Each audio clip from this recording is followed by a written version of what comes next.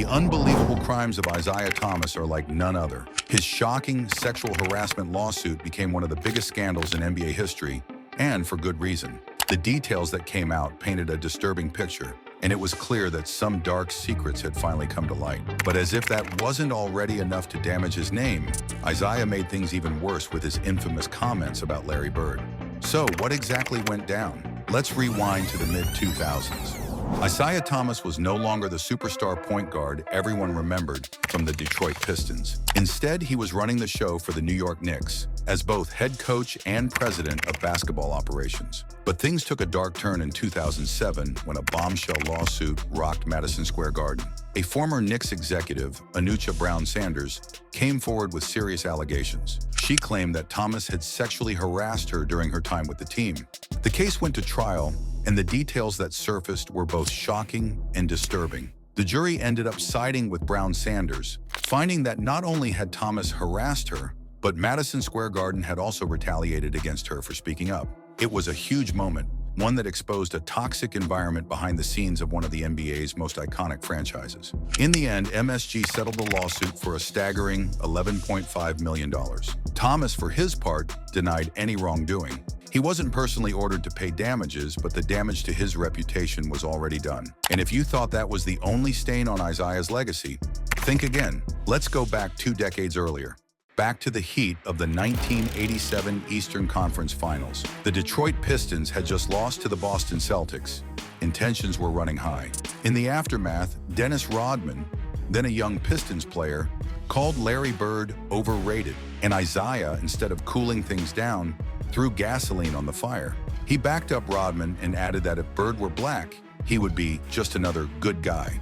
Those words hit hard, and not in a good way. They weren't just seen as trash talk, they were seen as racially charged and incredibly disrespectful. The backlash was swift. Not only did it stir up controversy in the media, but it also strained Isiah's relationship with his close friend and fellow superstar, Magic Johnson. Just like his name is tied to major scandals, Isiah Thomas also built a career filled with major accomplishments. So how about we take a ride through his time on the court and see what made him a true basketball legend? It all started in 1981, when the Detroit Pistons made one of the best decisions in franchise history. They used the 2nd overall pick in the NBA draft to select a fiery young point guard out of Indiana University, Isiah Thomas. They signed him to a 4-year, $1.6 million contract, and from day one, he was ready to lead. It didn't take long for Thomas to make his mark. In just his rookie year, he earned a starting spot in the 1982 NBA All-Star Game and was named to the All-Rookie team. Detroit fans knew they had something special. Over the next few years, Thomas turned into the heart and soul of the Pistons. One unforgettable moment came on December 13, 1983, in a wild game against the Denver Nuggets. The game went into triple overtime, and Thomas exploded for 47 points and 17 assists. The Pistons won 186-184, and that night became one of the most legendary shootouts in NBA history. But Thomas wasn't just about putting up stats.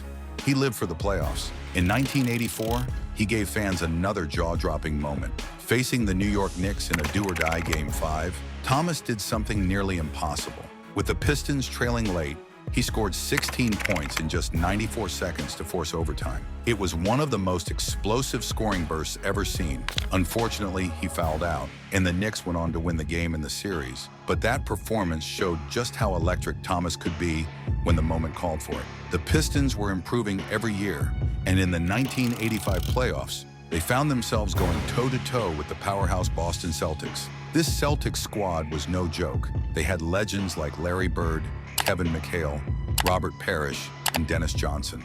Detroit battled hard but came up short in 6 games. Still, they were getting closer. By 1987, the Pistons had become real contenders. They made it all the way to the Eastern Conference Finals for the first time since the team moved to Detroit from Fort Wayne.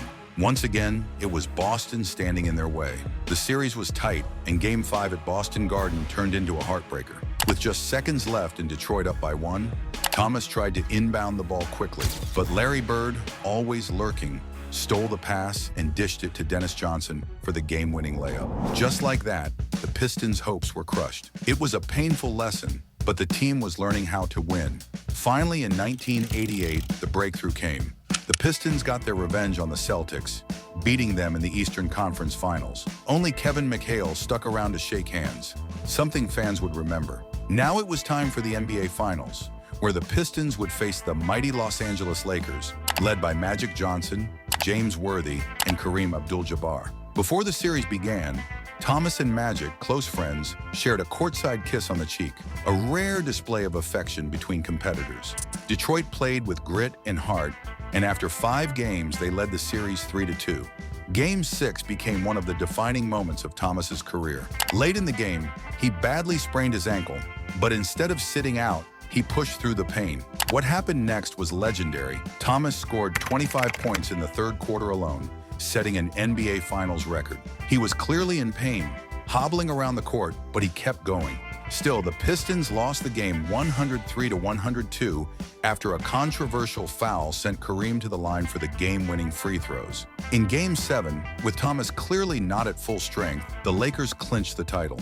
But no one could question Isiah's heart. The very next year, in the 1988-89 season, the Pistons came back stronger than ever. With Thomas leading the way and a tough supporting cast that included Joe DeMars, Dennis Rodman, Bill Laimbeer, Vinnie Johnson, John Sally, and Mark Aguirre, the team finished with a 63-19 record. They played physical, aggressive basketball that earned them the nickname the Bad Boys. In the playoffs, they knocked out Boston, battled past Michael Jordan and the Bulls in 6 games using their famous Jordan rules, and then swept the Lakers in the finals. Finally, Thomas and the Pistons were champions, but they weren't done. In the 1989-90 season, the Pistons stayed on top.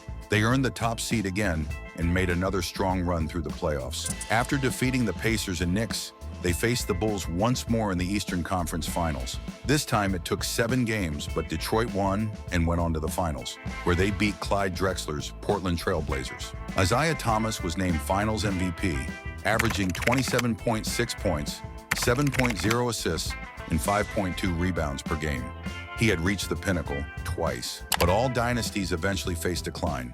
In 1990-91, the Pistons dealt with injuries, and Thomas himself only played 49 games due to a wrist injury. They still managed to win 50 games and made it back to the conference finals, but the Bulls were now a different team. Led by a more mature Michael Jordan, Chicago swept Detroit in 4 games. And in one of the most infamous moments in NBA history, Thomas and most of the Pistons left the court before the game ended, refusing to shake hands with the Bulls. The following years were tough.